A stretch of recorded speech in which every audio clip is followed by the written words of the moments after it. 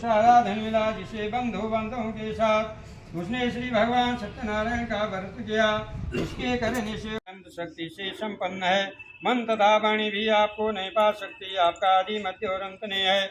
निर्गुण स्वरूप सृष्टि के कारण भूत हो, भक्तों के दुखों को नष्ट करने वाले हो। आपको मेरा बारंबार नमस्कार है।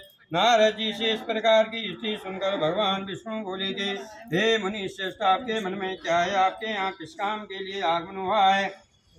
निसंकोच कहो। तब नारद मुनि बोले, मृत्यु लोक में सब मनुष्य जो अनेक योनि में पैदा हुए हैं, अपने अपने कर्मों के द्वारा अनेक कर एक बूढ़े ब्राह्मण का रूप धारण किया और उसके पास जाकर आदर से पूछा, हे विप्रा, आप अत्यंत दुखी होकर इस पृथ्वी पर क्यों घूमते हैं? हे श्रेष्ठ ब्राह्मण, यह सब मुझसे कहो, मैं सुनना चाहता हूँ। ब्राह्मण बोला, मैं एक निर्धन ब्राह्मण हूँ, भिक्षा के लिए पृथ्वी पर फिरता हूँ। हे भगवान, यदि आप इससे छुटकारा पाने का कोई उपाय जानते हो तो कृपा करके ही बताइए। वृद्ध ब्राह्मण बोला, घोर कलयुग में श्री सत्यनारायण भगवान मनवांछित फल देने वाले हैं, इसलिए हे ब्राह्मण, तू उनका पूजन कर, जिसके करने से मनुष्य सब दुखों से मुक्त होता है।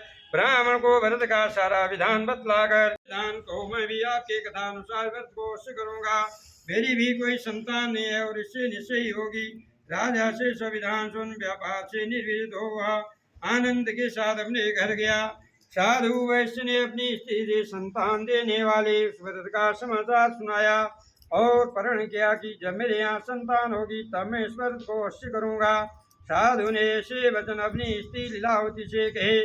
एक दिन उसकी स्त्री लीलावती पति के साथ आनंदित हो सांसारिक धर्म से परिवृत होकर श्री सत्यनारायण भगवान की कृपा से गर्भवती हो गई तथा 10वें महीने में उसके यहाँ सुंदर कन्या का जन्म हुआ। दिनों दिन इस तरह बढ़ने लगे।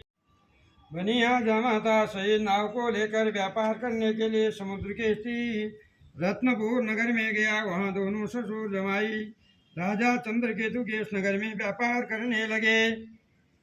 एक रोज भगवान श्री सत्यनारायण की माया से प्रेरित कोई चोर राजा का धन चुराकर भागा जा रहा था, किंतु राजा के दूतों को आता देखकर चोर ने घबरा कर भागते हुए राजा के धन को वहीं चुपचाप रख दिया जहाँ वो ससुर जमाई ठहरे हुए थे। जब दूतों ने उस साधु वैश्य के पास राजा के धन को रखा देखा तो वे दोनों को बात कर ले गए और प्रसन्नता से दौड़ते हैं राजा के समीप जाकर बोले, यह दो चोर हम पकड़ कर लाए हैं, देखकर आज्ञा दे। तब राजा ने बिना उनकी बात सुने ही आज्ञा दी कि उनको कठिन कारावास में डाल दिया और उनका सबधन भी छीन लिया गया। श्री सत्यनारायण भगवान के श्राप द्वारा उनकी पत्नी भी घर पर बहुत दुखी हुई और घर पर जो धन रखा था चोर चुरा कर ले गए। शारीरिक को मानसिक पीड़ा था, भूप्यास से थी, दुखित अन्न की चिंता में कलावती कन्या ब्राह्मण के घर गई। वहाँ उसने श्री था सब ऐसा ही हो गया। कुछ दिन काल तक शुभ होकर अंत में स्वर्गलोक को चला गया। जो मनुष्य इस परम दुर्लभ व्रत को करेगा भगवान की कृपा से धन धान्य की भी प्राप्ति होगी। निर्धन धनी और बंधी बंधन से मुक्त होकर निर्भय हो जाते हैं। संतानहीनों को संतान प्राप्ति होती है तथा सब मनोरथ पूर्ण होकर अंत में वैकुंठ धाम को जाते हैं। जिन्होंने पहले इस व्रत को किया उनके दूसरी जन्म की कथा कही। साधु नाम का वैश्य ने धर्मात्माओं सत्य प्रतिज्ञा राजा मोरधोत बनकर अपने पुत्र को आर्य से चिरकर मोक्ष को प्राप्त किया। महाराजा तुंगधो ने स्वयं भूमनो होकर भगवान में भक्ति कर्म कर मोक्ष को प्राप्त किया। लकड़हार भी अपने अगले जन्म में भूनाम अग्निसार हुए, जिसने भगवान श्री राम के चरणों की सेवा कर मोक्ष को प्राप्त किया। भगवान उसके मनोरथ पूर्ण कर देते हैं। पूर्व काल में जो है 5 लोगों ने भगवान श्री नारायण की कथा करी, तो भगवान की कथा करने के लिए पत्रम पुष्पम फलम तो ये भक्त्यापेक्षते भगवान जो भगवान के जो है जिनके भगवान पुत्र बने ये कृपा हुई। और उसके बाद में जो है जो बनिया ने कथा करी वो अगले जन्म में मोरधोर नाम के राजा हुए। ज्येष्ठाय महते ज्येष्ठाय महते जहान राज्ञा इंद्रिया कृष्ण से विश्वमी राजा सोमोष्माकं ब्राह्मणानागुं चंद्रवशे स्वाहा। ओम अग्निमूर्धा दिवः कुकुत्वजं प्रेदेव्यमर्यमपाकुण्डेतागुंसिदे भूमाया स्वाहा। ओम ऊर्ध्या स्वाग्नि प्रतिजागरे तुष्टा भूते संजा अश्विन दशे विश्वे देवा यजमान शीतदा बुधाय स्वाहा ओम बृहस्पति मंजेषु यजेशं तं देशत्रं बृहस्पति स्वाहा ओम अन्नापरिष्टोरसं ब्राह्मण व्याख्यां प्रजाशुभेन शुक्राय स्वाहा ओम सन्नो देवीरविष्टये आपो भवन्तु संजो रवि सर्वन्तरं शनिश्राय स्वाहा ओम कया नक्षत्राभो दूते सामिदासका कया चिताविदां राहुवे नमः स्वाहा ओम केतु गणवन् केतवे पेशो मर्या पेशे भूर्वस्सो केतुवे नमः स्वाहा ओम ध्याये सदा सवित्रिमध्यमण्डलमध्यवरदे नारायणं सहजासर्षन्निविष्टा केवरवानुकरकुण्डलवान् किरीटे हारे हिरण्यवैदित शङ्खचक्रा स्वाहा ओम सर्वमङ्गलमाङ्गल्ये। कलावती बोली, हे माता, मैंने एक ब्राह्मण के घर श्री सत्यनारायण भगवान का बरतोते देखा है। कन्या के वचन सुनकर लीलावती भगवान के पूजन की तैयारी करने लगे। लीलावती ने परिवार और बंधुओं सहित श्री सत्यनारायण भगवान का पूजन किया और वर मांगा कि मेरे पति होता शीघ्र आ जावे। साथ ही प्रार्थना की कि हम सबका अपराध क्षमा करो। श्री सत्यनारायण भगवान इस पर से संतुष्ट हो गए और राजा चंद्रकेतु को स्वप्न में दर्शन देकर कहा, हे राजन, जिन दोनों वैष्णव को तुमने कैद कर रखा है वे निर्दोष है, उन्हें प्रार्थी छोड़ दो और उनका सब धन जो तुमने ग्रहण किया है दे दो, नहीं तो मैं तेरा धन राज्य पुत्र सब नष्ट कर दूंगा। राजा से वचन कहकर भगवान अंतर ध्यान हो गए। प्रातःकाल राजा चंद्रकेतु ने सभा में अपना स्वप्न सुनाया और सैनिकों को आज्ञा दी कि दोनों वणिक पुत्रों को कैद से मुक्त कर सभा में लाया जाए। दोनों ने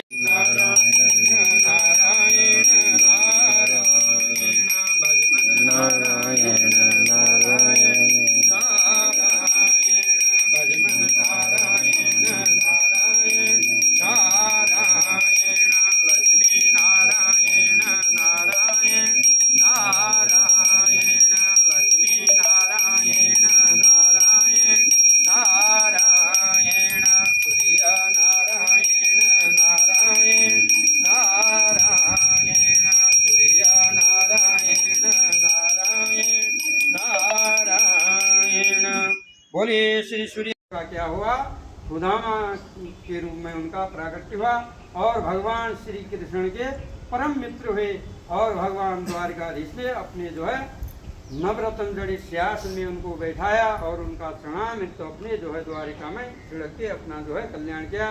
तब भगवान श्री कृष्ण कहते हैं, विष्णु कहलाता हूँ आपकी कृपा से और लक्ष्मी साक्षात जो है मेरी हरदांगिनी है, वो आपकी परम कृपा से है, इसलिए आज मैं आपकी सेवा करने दो।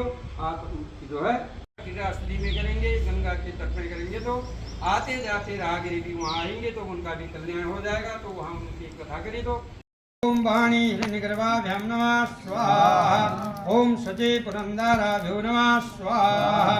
ओम इष्टदेवताभ्यो नमः स्वाहा। ओम कुलदेवताभ्यो नमः स्वाहा।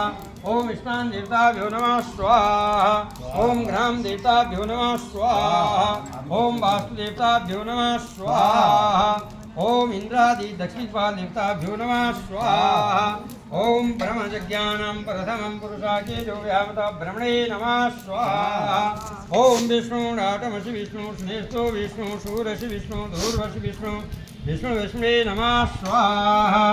ओम हरि ओम ब्रह्मज्ञानं प्रथमपुरुषाके जो व्यामता ब्रह्मणे नमः स्वाहा। ओम हरि ओम त्र्यंबकं यजामहे सुगंधिं पुष्टिवर्धनम् उर्वारुकमिव बन्धनान् मृत्योर्मुक्षमामृता स्वाहा।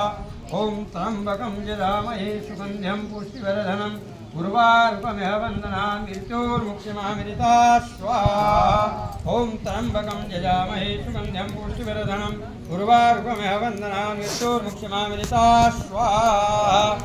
ओम हरि ओम सहस्रशिरेखा पुरुषा सहस्रार्थ सहस्रपाद शभूमिकं कृतसाङ्गुलं मा स्वाहा। ओम पुरुषै वेदकं शरीरभूतं यजवाक्यं एतावानस्य महिमातो जायस्य पुरुषापादश्च भूतानि त्रिपादे स्वाहा। ओम नमस्ते रुद्रमन्यभावतो देघवे नमः बाहुभ्यां तदे नमः या देवदशवातनं घोरापावकाशिनी त्वयान्ता गिरिसाक्षा वदांसि रुद्राय स्वाहा। ओम हिरण्यवर्णां हरिणीं सुवर्णस्तां चन्द्रां हिरण्मयलक्ष्मीं जातवेदोमावा स्वाहा ओम ताम जातवेदोन्नति स्वाहा ओम गंधद्वारा द्वादशानुष्टुष्टं करिष्ये ईश्वरे सर्वभूतानि ताम्यो वश्यामा स्वाहा ओम एकादशुदेभ्यो नमः स्वाहा ओम द्वादशादित्याय नमः स्वाहा ओम कालभैरवाय नमः स्वाहा ओम रुरुभैरवाय नमः स्वाहा ओम संहारभैरवाय नमः स्वाहा ओम सिद्धभैरवाय नमः स्वाहा ओम वटुभैरवाय नमः स्वाहा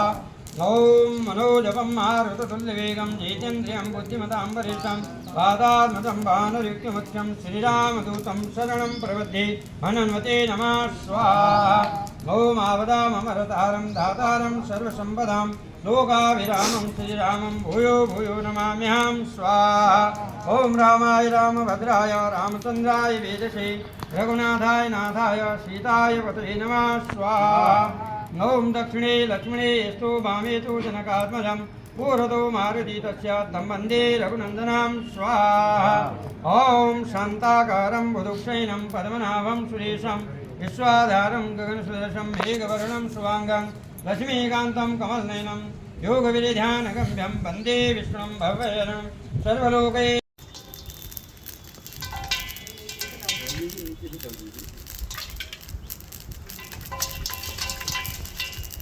गणेश जय गणेश देवा माता जगी पार्वती पिता महादेवा अंधन को आँख देके कोढ़िन को काया बाजन को पुत्र देके निर्धन को माया जय गणेश